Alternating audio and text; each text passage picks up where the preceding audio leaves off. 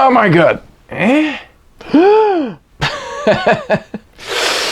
Ah!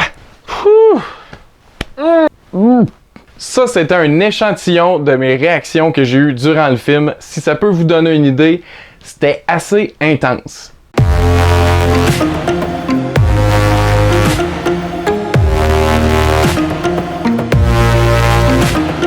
Bonjour et bienvenue à Chuck B Critique.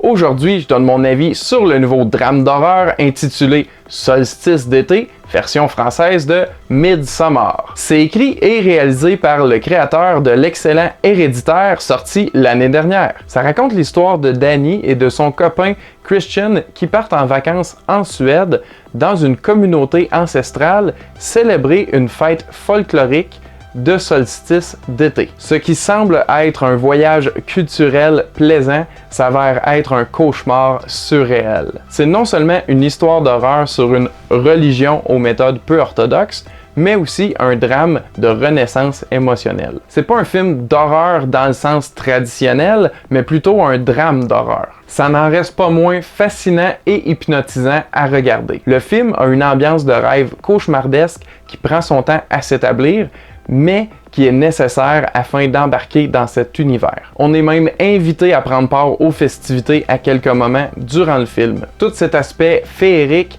vient contraster complètement avec la violence graphique montrée à l'écran. C'est comme magnifique et horrible à la fois. Il y a définitivement du gore assez intense dans ce film-là, mais ça reste quand même réaliste. Je vous avertis, c'est dur à regarder par moment. Il y a aussi plein de scènes plutôt malaisantes en général. Bref, le film mérite sa mention 16 ans et plus. J'ai aussi trouvé que les effets spéciaux étaient vraiment réalistes, en particulier lorsque les personnages subissent les effets de drogue hallucinogènes. Ça met en vedette Florence Pugh dans le rôle principal et j'ai été impressionné par sa performance dès les premières scènes du film. En regardant sur IMDb, j'ai vu qu'elle avait aussi incarné la lutteuse Paige dans le film Fighting with My Family, et je l'avais vraiment aussi apprécié dans celui-là. La chose que j'aime le plus du créateur de ce film-là et Héréditaire, c'est que l'information nécessaire au développement du film est tout le temps montrée à l'écran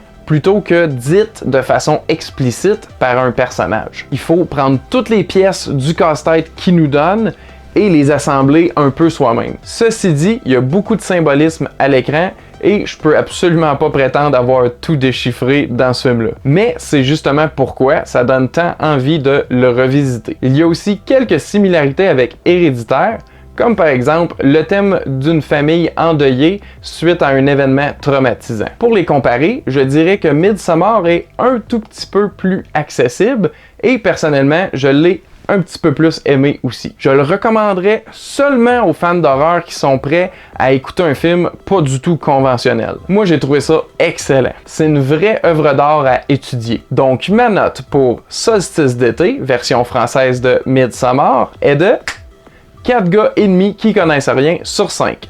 4.5 sur 5. Avant de terminer, j'aimerais savoir quel est votre film de secte ou culte préféré. Le mien, c'est un film de Netflix intitulé The Babysitter et ça raconte l'histoire d'une gardienne qui tente de sacrifier l'enfant qu'elle garde pour son culte satanique. C'est drôle, c'est violent, c'est spécial, j'ai vraiment aimé ça. Et vous, c'est quoi votre secte préférée?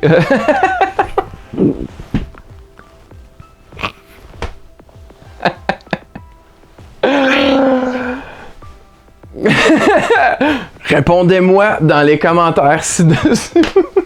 C'est ça, dites-moi c'est quoi votre secte préférée. Merci d'avoir écouté, à la prochaine!